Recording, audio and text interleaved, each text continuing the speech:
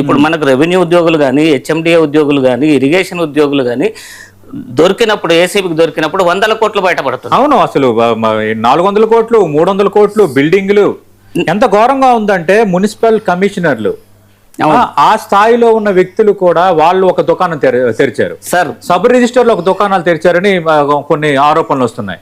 చివరికి అంటే కొన్ని పేర్లు ప్రస్తావించకూడదు కానీ చాలా పెద్ద స్థాయిలో ఉన్న వ్యక్తులు కూడా ఒక ఎగ్జాంపుల్, ఒక 500 కుటుంబాలు ఒక పెద్ద అపార్ట్మెంట్కి సంబంధించి కొన్ని విల్లాలకు సంబంధించిన ఒక వెంచర్కి సంబంధించి అంతా రెడీ అయిపోయాయి. ఈ 500 కుటుంబాలకు సంబంధించిన ఫ్లాట్స్ ఇవన్నీ అయిపోయిన తర్వాత ఇది 22A ఉందని అన్నారు. యాక్చువల్గా కోర్టు ఉత్తర్వులు ఉన్నాయి, అన్ని రకాల అనుమతులు ఉన్నాయి. అనుమతులు ఉన్న తర్వాత కూడా ఇది ఉందంటే ఒక పెద్ద స్థాయిలో వ్యక్తి 50 crores డిమాండ్ చేశారని ఒకరు చెప్పారు. 50 కోట్లు చేస్తే ఇది అయిపోద్దని. లేదు సార్, కోర్టు ఆర్డర్ ఉంది, కోర్టు ఉత్తర్వులు ఉందంటే కోర్టు ఉత్తర్వులు అంటే ఏంటి? ఎన్ని ఆర్డర్లు ఉంటాయండి కోర్టు ఉత్తర్వులు, ఎన్ని కోర్టు ఉత్తర్వులు ఉంటాయి, ఎన్ని ధిక్కరణ అంశాలు ఉంటాయి, ఇవన్నీ మన మామూలునండి. మీరు ఇవ్వాల్సింది ఇవ్వండి, మీది వెంటనే క్షణాల్లో 22A నుంచి తొలగిస్తా ఉన్నారంట. ఇంతకు మించిన బరితెగింపు ఏంటి సార్? మీరు అది పక్క పెడితే పర్మిషన్ కు హైదరాబాద్ నగరంలో హెచ్ఎండిఏకు మీరు ఒక లేఅవుట్ చేయడానికి పోయినా లేదా ఒక అపార్ట్మెంట్ కట్టడానికి పర్మిషన్ కోసం పోయినా కూడా ఎసెప్టిక్ ఇంత ఉంటుందండి లెక్క. ఎసెప్టిక్ ఇంత లేదా స్క్వేర్ యార్డ్కి ఇంత చెల్లిస్తేనే మీకు పర్మిషన్ వస్తుంది, లేదా రాదు. ఫ్రీగా ఎవరైనా పర్మిషన్ తెచ్చుకున్నది చూపిస్తే మీ ముక్కు నెలకు రాస్తాం. ఎట్టి పరిస్థితుల్లో బయటికి రాదు పర్మిషన్. అంటే 22A ఉందంటే ఇంకా వెంటనే ఫ్రీగా పర్మిషన్ రాదు. అసలు 22A ఉంటే సగం సగం మాట్లాడుకుంటారు. కాదు మరి మీరు అన్నారు కదా కొన్నిటిని కలెక్టర్ 22A నుంచి తొలగించాడని, అలాంటి వాటికి కూడా అదే జరిగిందా? అంటే అవి ప్రైవేట్ ఆస్తులు కాబట్టి మేము స్పష్టంగా దానికి సంబంధించిన సబ్జెక్ట్ ని కలెక్టర్ గారి ముందు మను చౌదరి గారని మేడ్చల్ మల్కాజ్గిరి కలెక్టర్ కొంచెం జెంటిల్ పర్సన్ పాపం. ఆయన సమస్యలు అర్థం చేసుకొని ఇమీడియట్ గా కొన్ని గ్రామాల సమస్యలు ఆయన పరిష్కరించింది అప్పటికప్పుడే. కానీ కొన్ని పరిష్కరించడానికి కూడా ఆయన చేతిలో లేదు. సర్వేర్ వెళ్ళి సర్వే చేయాలి. జిల్లాకు ఒకే సర్వేర్ ఉంటారు. ఆ ఒక్క సర్వేర్ జిల్లాను మొత్తం ఎప్పుడు సర్వే చేయాలి, ఈయన ఎట్లా 40 రోజులలో పరిష్కరిస్తారు చెప్పండి.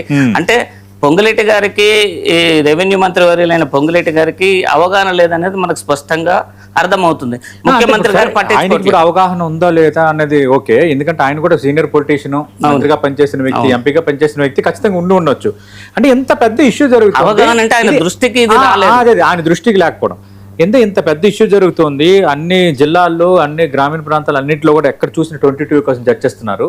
ప్రభుత్వం ఏమి లేదంటుంది. అసలు ఏంటి, ఎందుకు, ఎక్కడ ఈ 40 రోజుల్లో సమస్య పరిష్కారం అంటున్నారు? నిజంగా పరిష్కారం అయ్యే వాతావరణం ఉందా? అసలు ఏంటి సార్ పరిష్కారం ఏంటి సార్, దీనికి చెప్పండి.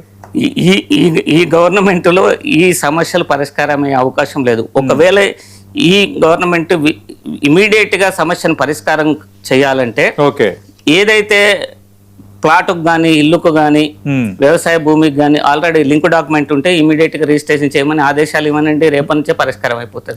దానికి 40 రోజులు ఎందుకు, 4 సంవత్సరాలు ఎందుకు సార్? ఇమీడియట్ గా అవుతుంది. లింక్ డాక్యుమెంట్లు ఉన్నాయండి.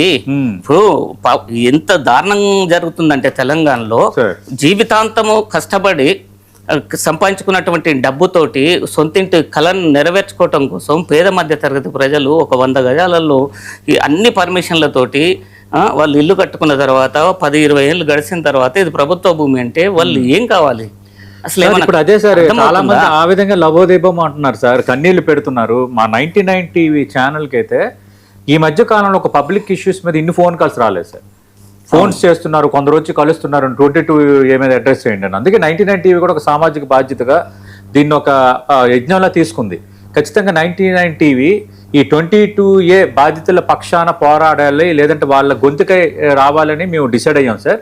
అందుకు ఖచ్చితంగా ఎవరైనా ఏ బాధితులైనా జెన్యూన్ బాధితులు అయితే ఖచ్చితంగా వాళ్ళని ఇష్యూని అడ్రస్ చేస్తాము, ప్రభుత్వం దృష్టికి తీసుకువెళ్తాము. భవిష్యత్తులో అవసరమైతే లీగల్ ఎయిడ్ కూడా మేము అనుకుంటున్నాం. ఎందుకంటే ఈ మధ్య కాలంలో ఇంత కోట్లాది మంది ప్రజలకు 2 తెలుగు రాష్ట్రాల్లో దాదాపు 2 కోట్ల మంది ఎఫెక్ట్ అవుతున్నారు సార్. 2 కోట్ల మంది అంటే ఎంత మానసిక చింతన అది, ఒక కుటుంబానికి ఎంత నిద్రపోవటం లేదు. చూడండి సార్, చాలా మంది మాకు అసలు రాత్రి 10 గంటలకు చేస్తారు, ఉదయం 6 గంటలకు చేస్తున్నారు ఫోన్. సార్ మాకు అవసరం ఉంది సార్, నేను అప్పు కట్టుకోవాలని ఒకరు, పిల్లల ఫీజులు కట్టాలని ఒకరు, మా ఇంట్లో పెళ్లి ఉన్నదని ఒకరు, రకరకాల బాధితులు. మీకు పర్వతపూర్ అనే ఒక విలేజ్ ఉంటుంది సార్. ఆ విలేజ్ లో ఒక అతను 120 ఎకరాలు లేఅవుట్ చేశాడు. 120 ఎకరాల లేఅవుట్ లో ఏం చేసిండంటే కొంత ఒక 16 ఎకరాలు ప్రభుత్వ భూమిలోకి లేఅవుట్ చేయటం జరిగింది.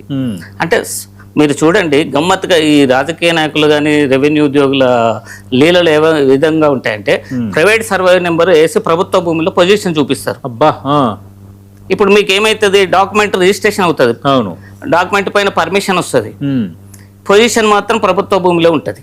ఓకే.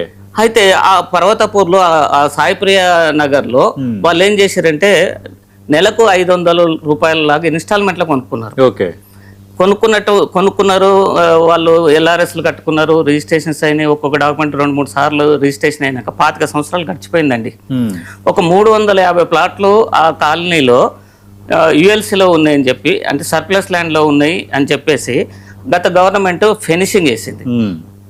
వాళ్ళ పరిస్థితి ఏంది అంటే ఇక్కడ ఎవరు మోసం చేశారు, వాడు ఎవడో మోసం చేసి అమ్ముకొని బయటపడ్డాడు, వాని మీద నువ్వు కేసు పెట్టవు, వాని మీద నువ్వు చర్య తీసుకోవు. మళ్ళీ నీ ప్రభుత్వం ఇప్పుడు నీ స్టాంప్స్ అండ్ రిజిస్ట్రేషన్ శాఖ రిజిస్ట్రేషన్ చేస్తేనే కొన్నాం, ప్రభుత్వం కదా. అవును. తర్వాత ఎల్ఆర్ఎస్ తీసుకున్నావు కదా, ప్రభుత్వమే కదా ఇచ్చింది. తర్వాత మున్సిపల్ పర్మిషన్ ఇచ్చినావు కదా, ప్రభుత్వమే కదా ఇచ్చింది. అవును. మరి నువ్వు ఇప్పటి వరకు అది 25 ఏళ్ళు గడిచిన తర్వాత అనుమతులు ప్రభుత్వం నుంచి అనుమతులు, మరి అదే ప్రభుత్వం నీ భూమి ఎవరిని నమ్మి కొనాలి?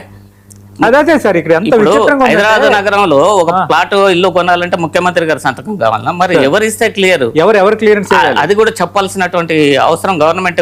సార్ ఇక్కడ నుంచి ఏంటంటే సార్ ఇప్పుడు హెచ్ఎండిఏ కూడా ఈ ల్యాండ్స్ కూడా తీసుకుంటే ఆలోచించాలా? ఖచ్చితంగా.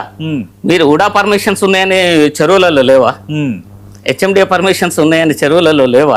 ఇవాళ 55 చెరువులు హైదరాబాద్ నగరంలో కనుమరుగైపోయినాయి. 179 చెరువులు పాక్షికంగా కబ్జాకు గురైపోయినాయి. వాటిని ఇంతవరకు ఏమి రక్షించలేకపోయింది కదా ఈ ప్రభుత్వం. అయితే ఎప్పుడైతే 350 ప్లాట్లకు గవర్నమెంట్ ఫినిషింగ్ చేసిందో ప్రభుత్వ భూమి అని, మీ వెంటనే అప్పటి గవర్నమెంట్ మీద తిరుగుబాటు చేయటం, వాళ్ళు కొంత ఆలోచించటం, అన్యాయం జరిగింది వీళ్ళు పేదలు అని చెప్పి గుర్తించి జీవో 118లో పెట్టడం జరిగింది. ఒక 44 కాలనీలు పెట్టారు. ఎల్బీ నగర్ ఏరియాలో కూడా ఒక 44 కాలనీలు పెట్టడం జరిగింది. అంటే కొన్ని వేల ప్లాట్లు అవి. మా ఇక్కడ పర్వతపూర్లో 350 కానీ ఎల్బీ నగర్ లో కొన్ని వేలల్లో ఉన్నాయి ప్లాట్స్.